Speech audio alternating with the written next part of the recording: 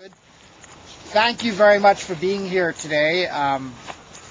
Delighted to have such interest and attendance. Let me first tell you who's going to be speaking before we begin the press conference.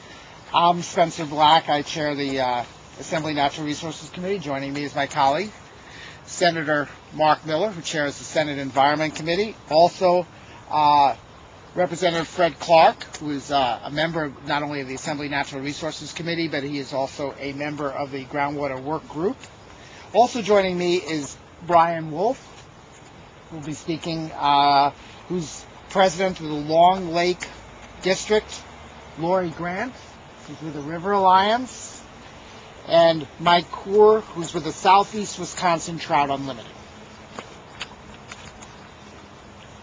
Today, we are going to be introducing a major new environmental initiative. We are going to be introducing the Groundwater Protection Bill to protect our drinking water, streams, springs, and lakes. Wisconsin is blessed with a plentiful supply of groundwater. However, that supply, while it's plentiful, is not unlimited. And in some parts of the state, we are running up against those limits. In central Wisconsin, we've seen a trout stream run dry. We've seen lakes in Bashara County shrink in size, and in some cases even dry up. In southeast Wisconsin, we've seen drinking water polluted with radium and arsenic because of excessive drawdowns. The legislation we're introducing today recognizes that in our state we have a varied hydrogeology, and what makes sense for one part of the state may not make sense for another.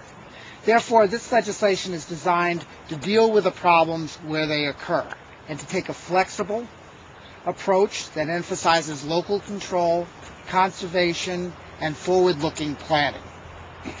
My colleague Senator Miller will discuss the details of the legislation. But let me say the idea behind this legislation is do what is necessary to protect our groundwater resources, which are essential to our future.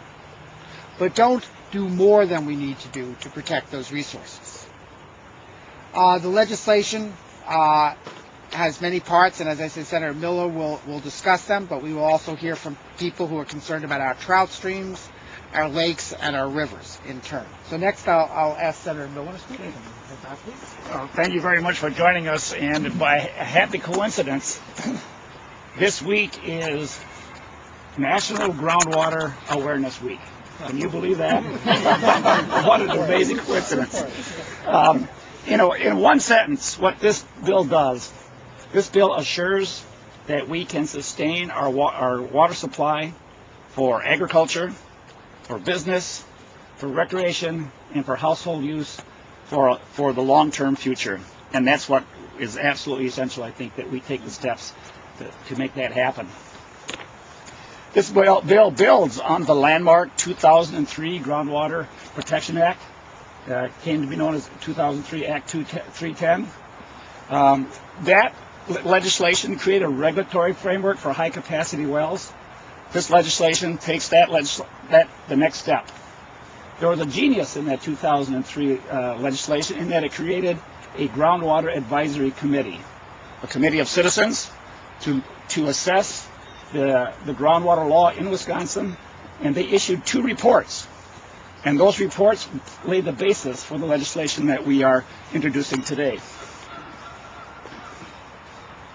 This bill also draws on 2 other very important documents and studies. One is the most recent report of the Groundwater Coordinating Council, and the other one is the Waters of Wisconsin, a report that was published by the Wisconsin Academy of Sciences, Arts, and Letters.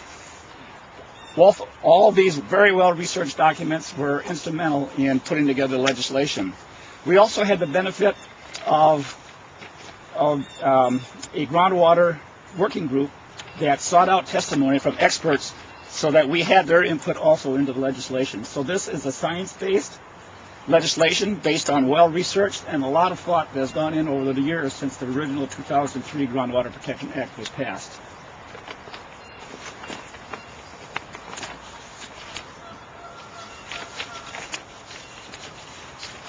In some areas of Wisconsin, we are currently losing groundwater faster than it can be replenished. It's time to stop that. In other parts of the state, we are causing groundwater quality problems, as Representative Black indicated, as a result of excessive withdrawals. This legislation does two things. In those areas of the state where excessive withdrawals have created challenges in terms of water supply, it creates a criteria for creating groundwater management areas.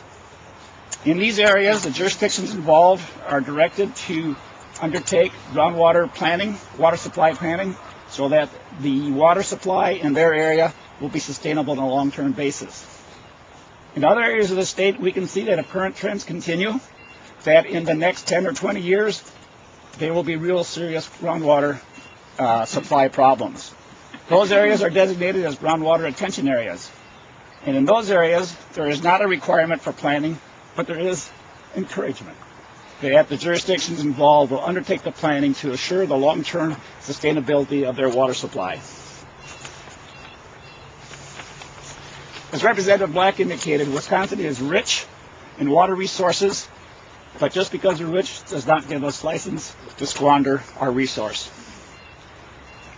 If we make current intelligent water decisions today, we will have the water for future generations, for agriculture, for recreation, for home use, and for the long-term future to come. This bill stands on the shoulders of the groundwater legislation that precedes it. I want to give credit here to Senator Kedzie and Representative John Zrud for their legacy in the first groundwater bill, and for their insight in laying the groundwork for the legislation we're considering this week. Thank you. Thank you. And next.